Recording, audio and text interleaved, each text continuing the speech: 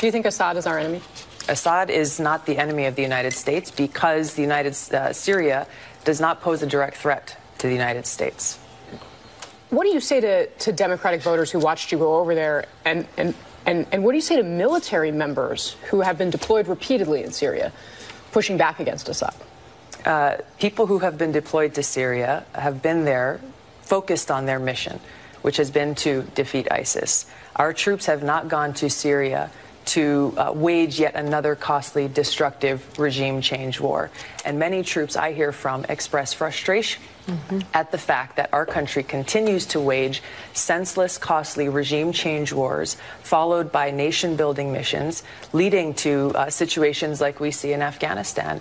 So many examples of our troops being deployed, their lives put on the line, without understanding what the clear mission or objective is and how that mission actually serves the security of the American people in the United States. Which I think a lot of Americans would agree with you there. But again, going back to Assad, Assad is not an enemy. Is he an adversary of the United States? We have to look to who poses a threat to the United States and the American I understand people. that, but there are a lot of people who don't pose a direct military threat to the United States, who consider themselves to be adversaries of the United States. Vladimir Putin considers America to be an enemy. We consider Russia to be an adversary. I'm just asking, do you consider Assad to be an adversary of the United States? When I look at whether it's Syria or Turkey or Russia or China or other countries in the world, I look at what are their interests, and are their interests counter to our interests. So what would you say he is to the United States? If you cannot say that he's an adversary or an enemy, what is Assad to the U.S.? What is the word?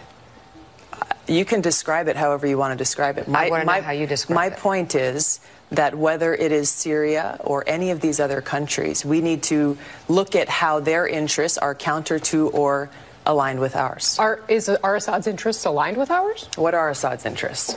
Assad seems interested in the slaughter primarily of his own people, in part. I mean, how does that line up? Survival, yes. Exactly. Well, he also and he seems to be willing to go to great ends to do that. He also uses weapons of mass destruction on adversary as well. I mean, we can talk about all these things. My point here is... Is it important to talk about these things? That he uses chemical weapons on his own people? Of course, of course. It's important to talk about how our military is being used, what it is costing them, what it is costing the American people, and whether or not those missions, those objectives serve the security of the United States and the American people.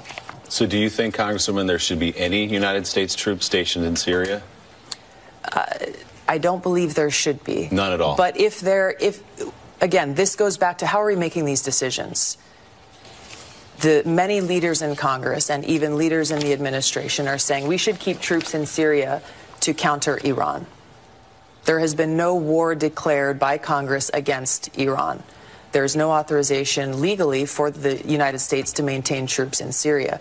So whether it is in Syria or in other parts of the world, we have to determine, are these missions worthy of our service members' sacrifice? And do those missions serve the interests of the American people? You've expressed skepticism in the past that Assad, in fact, used chemical weapons on his own people. Do you believe he's used chemical weapons on his own people?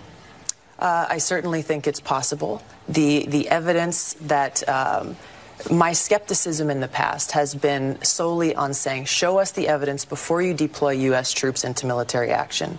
Because I served in Iraq, and I understood what that cost came when the American people were lied to and presented false evidence where we started off a new war. Do you think chemical weapons were used at all in Syria? Absolutely. And so if it was not Assad, who would have used them? There has been reports that chemical weapons have been used not only by the Syrian regime, but by other bad actors and terrorists within Syria. You know, there are people who will watch this and have heard your previous comments and wonder what's going on here. Why you met with Assad? I'm interested in the truth. Why it looks like you were very cozy with Assad, and why you've sort of taken his side in this argument. What would you say to that? That is a line that comes from political opponents or people who are not interested in actually confronting the truth about U.S. foreign policy, what it should be, and the problems and the cost that has come to us because of this flawed and destructive policy.